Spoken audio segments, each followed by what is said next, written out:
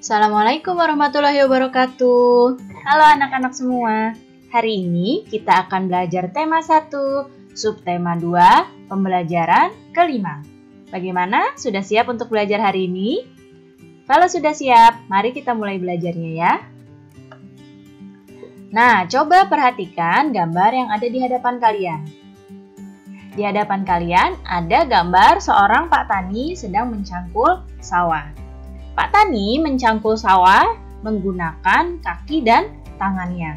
Nah, di dalam tangannya Pak Tani dan kakinya Pak Tani ini ada tulang dan otot yang bisa membuat Pak Tani bisa menggerakkan kaki dan tangannya.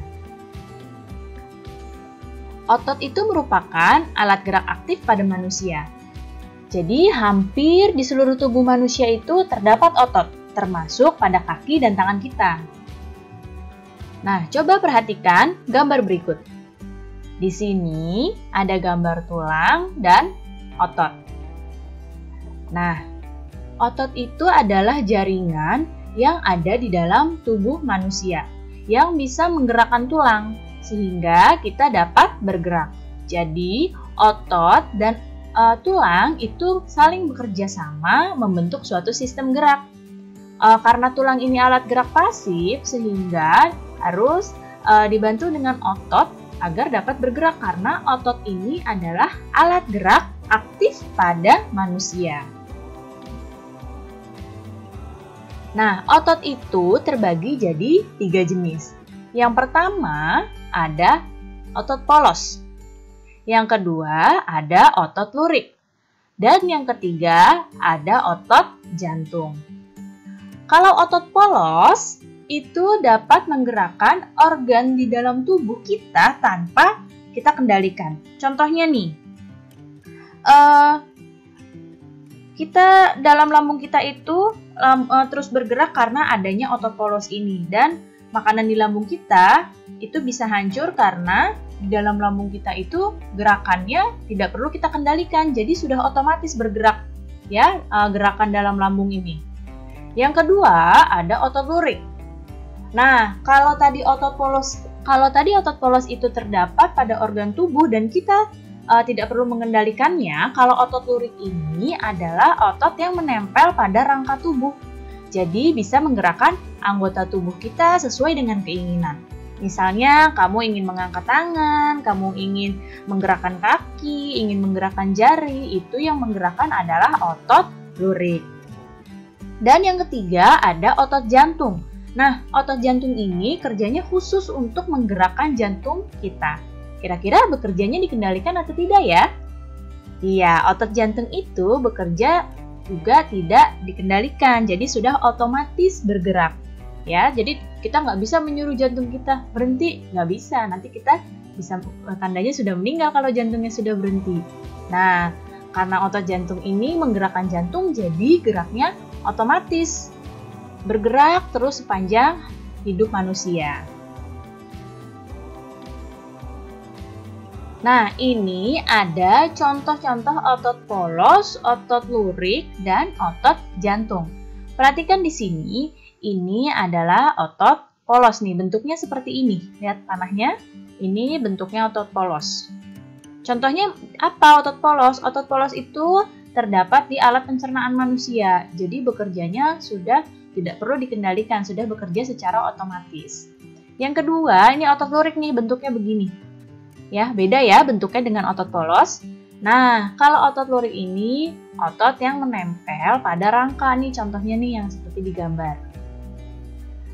Yang ketiga ada otot jantung. Kalau otot jantung ini khusus untuk menggerakkan jantung kita. Bentuknya juga beda ya dengan otot polos dan otot lurik. Nah, kita lihat perbedaan antara otot lurik, otot polos, dan otot jantung. Dari tadi pertama, bentuknya. Otot lurik itu bentuknya panjang dan silindris. Kalau otot polos, bentuk ujungnya itu meruncing. Kalau otot jantung, bentuknya panjang, silindris, dan bercabang-cabang. Tadi dilihat ya, otot jantung itu bercabang-cabang. Kemudian, kerjanya, kalau otot lurik itu dipengaruhi oleh kesadaran. Karena kan ini otot lurik adalah otot yang menempel pada rangka kita. Jadi misalnya kamu mau menggerakkan jari, kamu mau menengok kanan kiri, kamu mau lari di tempat, itu kan secara sadar, dipengaruhi oleh kesadaran kita. Itu kalau otot lurik. Kalau otot polos dan otot jantung itu tidak dipengaruhi kesadaran, tetap bekerja meskipun kita dalam keadaan tertidur. Dan gerak dan ketahanannya, kalau otot lurik itu cepat, tidak teratur, dan cepat lelah. Kalau otot polos gerakannya itu lambat, teratur, dan tidak cepat lelah karena ini gerakannya tidak dipengaruhi kesadaran. Begitu pula dengan otot jantung. Otot jantung ini gerakannya teratur dan tidak cepat lelah. Nah, coba perhatikan di sini macam-macam desain cover buku. Nah, kalian pernah pasti ya sudah membaca bermacam-macam jenis buku. Mulai dari buku pelajaran sampai buku dongeng, ada buku cerita rakyat, pasti kalian sudah pernah membaca ya. Nah, di sini ada dua macam desain cover buku. Ada cover dengan latar warna hitam putih dan ada cover yang penuh warna dan gambar. Nah, kalau cover yang desainnya hitam putih, ini contohnya seperti ini. Jadi, latarnya itu memang putih. Hanya hitam putih aja seperti ini, ya, simple. Dan ada juga cover yang penuh warna dan gambar. Nih contohnya. Ini ada novel ya, Ibu contohkan di sini buku novel, ada buku cerita dongeng, buku pelajaran kalian juga termasuk cover yang penuh warna dan gambar. Kemudian selanjutnya ada langkah-langkah untuk mengidentifikasi ide pokok dari teks yang lisan. Kemarin kan kita sudah membahas mengidentifikasi ide pokok pada teks yang tertulis. Kalau sekarang pada teks yang lisan, yang tidak tertulis, ya. Yang pertama nih, untuk mengidentifikasi ide pokok dari teks lisan, yaitu kalian harus dengarkan dulu teksnya dengan sungguh-sungguh. Kemudian yang kedua, kamu catat peristiwa yang sedang dibicarakan di dalam teks itu apa saja. Dicatat yang penting-pentingnya.